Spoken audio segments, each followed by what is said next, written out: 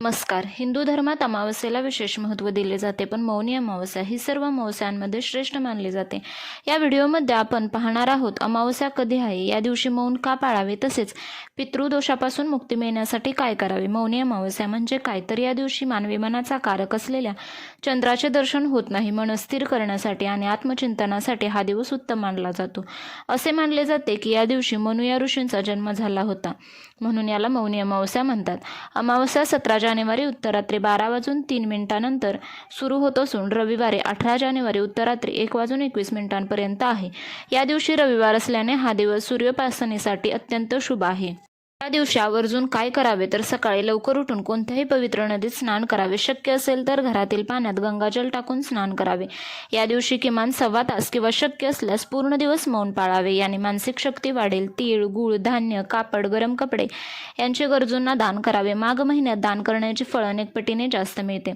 तसेच मनातल्या मनात ओम नमो भगवते वासुदेवाय किंवा श्री स्वामी समर्थ मंत्राचा जप करावा. पितृदोषासाठी उपाय, तर अमावस्या ही पितरांची तिथी आहे. या दिवशी पितरांचे स्मरण करून त्यांना तर्पण करावे. दक्षिण दिशेला तोंड करून दिवा लावावा. पिंपळाच्या झाडाला पाणी अर्पण करावे आणि प्रदक्षिणा घालाव्यात. यामुळे पितृदोष दूर होण्यास मदत होते. या दिवशी काय करणे टाळावे, तर घरात वादविवाद टाळावा. तामसिक भोजन टाळावे. नकारात्मक विचार मनात आणू नका. पौराणिक कथेनुसार या दिवशी विश्वाचे निर्माते मानले गेलेले ऋषी मनु यांचा जन्म झाला होता. मनु शब्दावरूनच मानव हा शब्द आला आहे. म्हणून या दिवशी मौन पाळून मानवी अंतर्मनाचे शुद्धीकरण केले जाते. असे मानले जाते की समुद्र मंथनातून निघालेले अमृताचे थेंब प्रयागराजच्या संगमावर पडले होते. मौनी अमावस्या या दिवशी या नद्यांचे पाणी अमृतासमान पवित्र होते. म्हणून या दिवशी स्नानाला विशेष महत्त्व दिले जाते.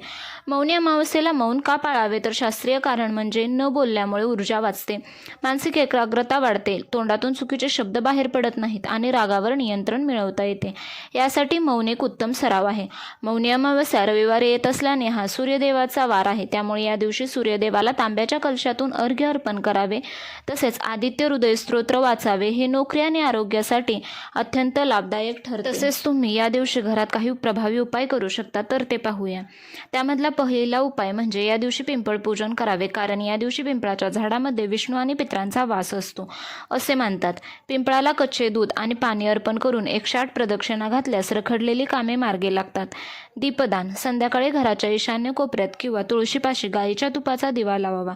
त्याची मूठभर केशर टाकल्यास लक्ष्मी प्रसन्न होते. पुढचा उपाय म्हणजे आर्थिक अडचण दूर करण्यासाठी पिठात साखर घालून मुंग्यांना ते खाऊ घालावे. पुढचा उपाय काळ्या तिळाचा उपाय काय आहे, तर तो पाहूया. आंघोळीच्या पाण्यात काळे तीळ टाकून स्नान केल्यास शनिदोषाची तीव्रता कमी होते. पुढचा उपाय पाहूया. अमावस्येला गरजूंना तीळ आणि गुळ किंवा अन्नदान करावे. या दानाचे फळ अश्वमेध यज्ञासारखे याचे फळ मिळते.